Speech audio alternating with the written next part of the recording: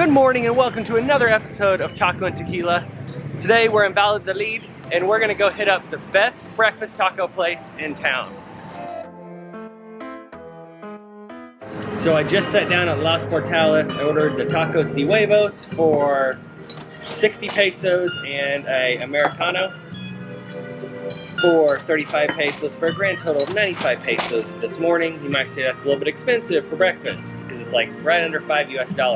Well, it is, but you have to spend that much if you want the best tacos in Valladolid. That's it.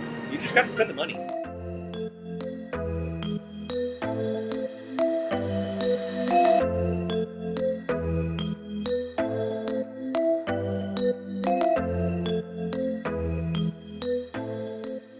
So the sauce I put on is chipotle, and you can see it looks delicious.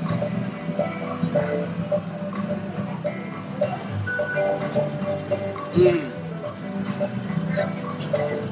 not gonna lie, this is actually the second time I've had these tacos. They have lettuce, they have carrots, they have like some salsa mixed in with the eggs, avocado, tomato.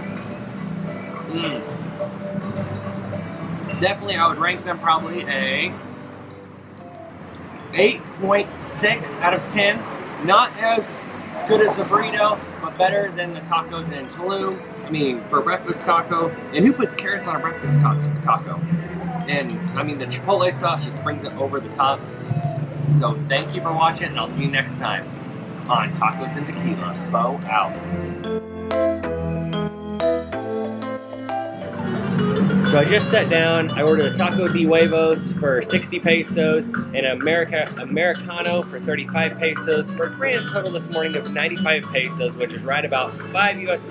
It is a little expensive, but I like to splurge whenever I'm gonna eat the best breakfast taco in town.